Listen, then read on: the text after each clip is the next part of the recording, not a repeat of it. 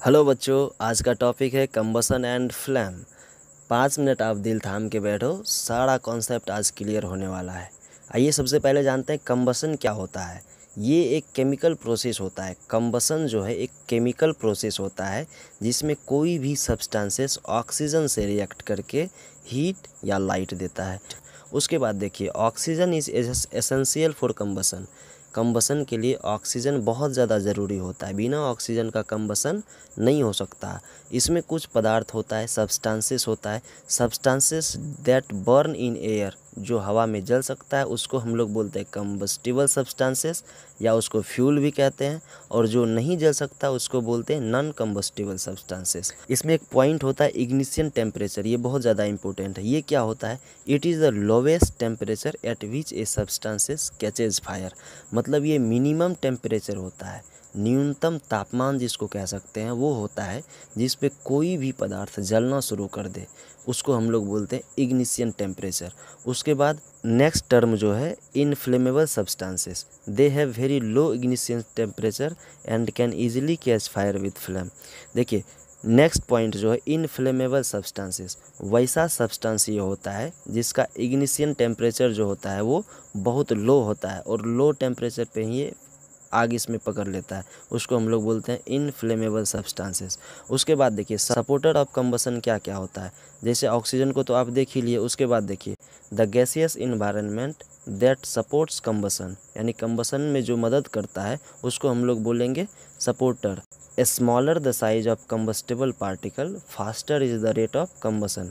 देखिए, ये साइज़ पे डिपेंड करता है। अगर सब्सटेंसेस का साइज़ छोटा है तो वहाँ पे क्या होगा, कंबसन बहुत फास्ट होगा। अगर साइज़ बड़ा है तो कंबसन क्या होगा, बहुत स्लो होगा। ये ऑब्जेक्टिव में आपको काम देगा। नेचर ऑफ कंबस्टिबल सब्सटेंसेस देखिए क्या क्या है। Inflammable substances burn faster as compared to substances such as wood. उसके बाद देखिए, कंट्रोल, जब कहीं पे आग लग जाए तो कंट्रोल हम कैसे कर सकते हैं फायर को। ऑक्सीजन, देखिए ऑक्सीजन से हम लोग आग को बड़ा कर सकते हैं। मतलब आग जलाने के लिए ऑक्सीजन बहुत ज़्यादा इम्पोर्टेंट है। लेकिन जब ऑक्सीजन को हाइड्रोजन से रिएक्ट करवा देते हैं तो वहाँ से जल का निर्माण हो जाता है, यानी वाटर फॉर्म होता है। और वो वाटर आग बुझाने में बहुत कामगार होता है। Water is commonly use to extinguish fire, यानी आग को बुझाने के लिए जनरली हम लोग वाटर का प्रयोग करते हैं। लेकिन it is not suitable for fires involving oil, petrol and electrical equipment. अगर तेल वाला आग हो या पेट्रोल वाला आग हो तो उस केस में हमको पानी का यूज़ नहीं करना चाहिए, क्योंकि हमको पता है कि तेल पानी से हल्का होता है। और तेल में जब आग लगा तो जैसे ही पानी डालेंगे तो तेल उस पर तैर के एक जगह से दूसरी जगह और आग को फैलाने का काम करेगा, ना कि वो बुझेगा। तो वैसे कंडीशन में हमको किसका प्रयोग करना चाहिए? तो वैसे कंडीशन में हमको कार्बन डाइऑक्साइड वाले एक्सटिंग्विशर का प्रयोग करना चाहिए। For fires involving oil, petrol and electrical equipments, carbon dioxide is the best extinguisher और सोडा एसिड फायर एक्सटिंग्विशर। तो इस ऐसे एक्सटिंग्विशर का हमें यूज़ करना चाहिए। अब देखिए, टाइप होता है कुछ कंबसन का, कुछ टाइप है। कुछ रैपिड कंबसन होता है, स्पॉन्टेनियस कंबसन। रैपिड मतलब नाम से आपको लग रहा होगा रैपिड, बहुत फास्ट होने वाला। The combustion in which substances burn rapidly to produce heat and light. In rapid combustion external heat must be supplied. इस कंडीशन में क्या होता है, इस कंबसन में बाहर से कोई ना कोई हीट हमको देना पड़ता है, तब उसको हम लोग कहते हैं रैपिड कंबसन, और इसमें बहुत ज़्यादा हीट निकलता है। स्पॉन्टेनियस कंबसन में देखिए क्या होता है, the combustion in which substances suddenly burst into flames without the application of any apparent causes. मतलब बाहर से कोई भी हम हीट नहीं भी देंगे, फिर भी कभी कभी कोई सब्सटेंसेस जो होता है वो बर्स्ट हो जाता है, ब्लास्ट कर जाता है और वहाँ से आग का निर्माण होता है। तो ऐसे कंबसन को हम लोग स्पॉन्टेनियस कंबसन कहेंगे। उसके बाद देखिए, एक्सप्लोजन होता है। एक्सप्लोजन क्या होता है?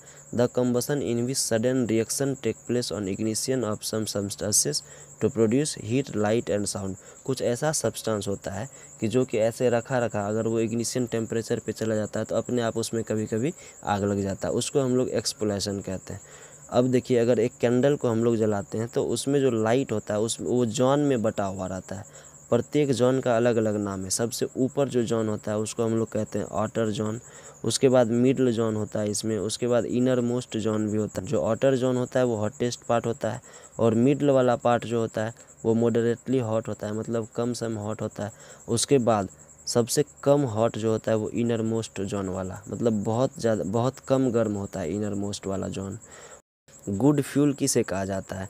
तो गुड फ्यूल का ये कैरेक्टर है कि वो सस्ता होना चाहिए, is cheap, is readily available, मतलब हर एक जगह अवेलेबल होना चाहिए।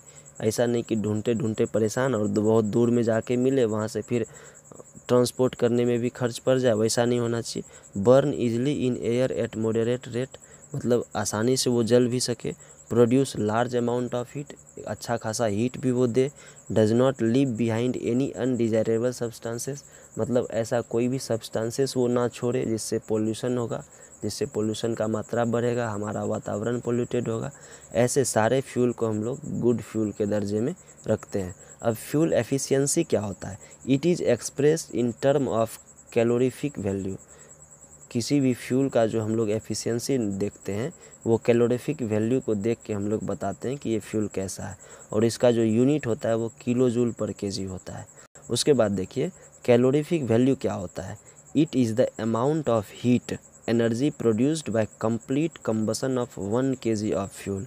जब आप 1 kg फ्यूल को जलाइएगा तो उस केस में जितना भी एनर्जी प्रोड्यूस हो रहा है उसी को हम लोग कहते हैं कैलोरीफिक वैल्यू, और इसी के बेस पे हम लोग फ्यूल एफिशिएंसी ज्ञात करते हैं।